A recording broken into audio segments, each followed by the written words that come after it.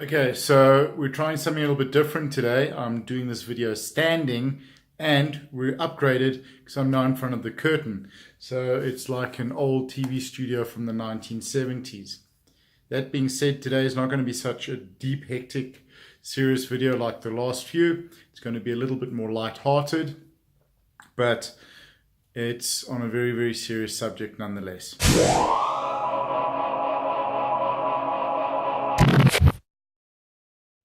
So guys, okay, cool. Please bear with me. I'm actually far less comfortable standing than I am sitting down and doing the other videos. Something I want you guys to think about, those of you who have been involved in these weight loss communities, these weightless communities, particularly those of you who've been involved for longer. A lot of my previous videos, in my mind, have sort of been geared to people living the struggle before they go on the journey of the weight loss, or they dieting and not succeeding, dieting, not succeeding, and they're struggling, but they're still in a body and in a body shape that they're not physically comfortable with, and they're trying to change, they're trying to lose weight, not just improve the quality of their life.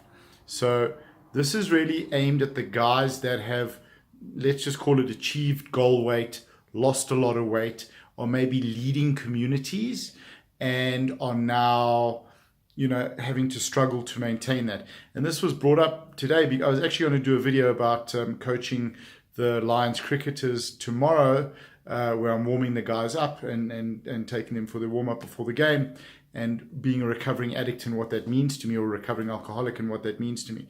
But this question came up, and I think it's something very important, and while the thought is fresh in my head, I wanted to share it with you guys. So the big thing is this: when you achieve a goal weight and you're now leading a community, or you have guys looking up to you, and there are a lot of people in the community that this is the case. You've lost weight, you're looking great. Now everyone's looking at you, and there's this expectation that maybe you're placing on yourself that you have to maintain this weight. And if you eat something that's not what you say is bad, or you're eating badly, or you fall off the wagon, or you've lost the plot, all of these things that you're telling yourself and beating yourself up about, what is that really about? It's like, yes, we're getting the attention is great. We feel that we're helping people. We feel that we're going out there and making a difference. We're now finding value. We place all of these incredible things, these wonderful things that these communities give us, and being in shape gives us, or having lost weight and what people then perceive to look physically good as good for us. We now got to try and maintain that. So we actually end up putting more pressure on ourselves and feeling worse if we fall off the wagon than when we were trying to actually lose the weight. So it's something, just a message I wanted to give to the guys that have already achieved what they perceive as weight loss, or at their goal weight. And you guys already know how I feel about that. It's not about what we weigh. It's not about our measurements. It's about what we can do with our bodies.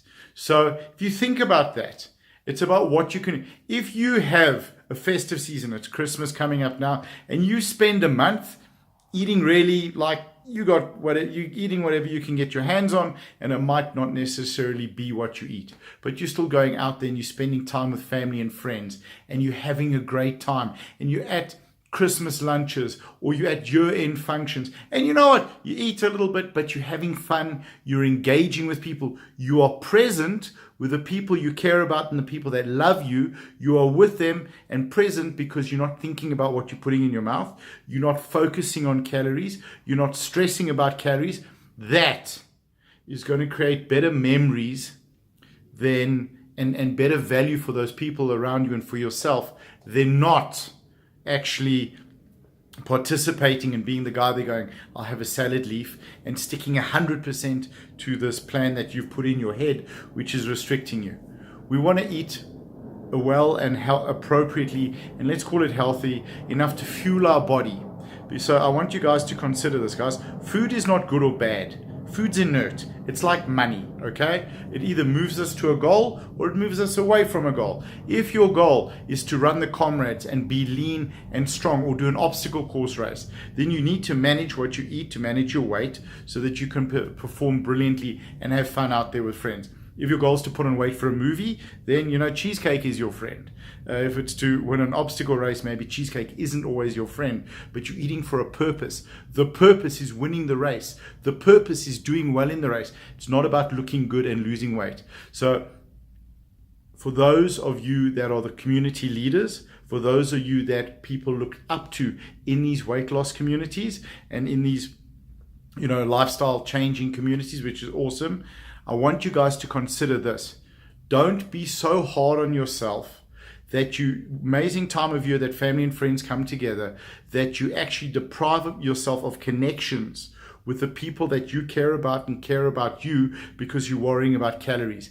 In the big scheme, it's not going to make a difference.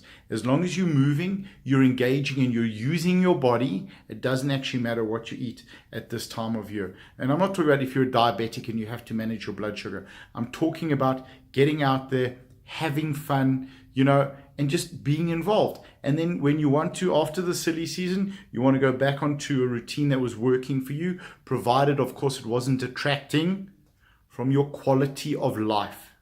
So stop beating yourselves up. Stop giving yourselves such a hard time. Live a little bit. Enjoy, engage with people. Don't be the person standing at the party staring at the hot dog and the guy next to you saying, it's a great hot dog, why don't you have one? And you the one going, sorry, I can't. I need to worry about what my body looks like. Okay. Those who care about you do not care what you weigh. They do not care about your centimeters. They only care about your health. They care about your well-being, and they care about how you engage and spend time with them. It's about connections, guys, particularly at this time of year. So thank you for listening. 6 minutes, guys. I'm slipping again. I'm sorry. I'll do my best to keep them short.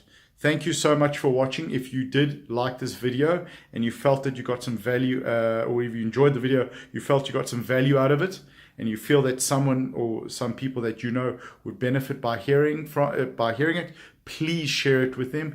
Please, again, leave your comments. I really appreciate your comments. It gives me an idea on what to do going forward. We have a YouTube, or I have a YouTube channel. I'll put a link here somewhere when it's on YouTube. So, or I'll put a link on below. Please like the YouTube channel, follow, subscribe, you know, all of that stuff. So thank you again, guys. 7 minutes. Sorry it took so long.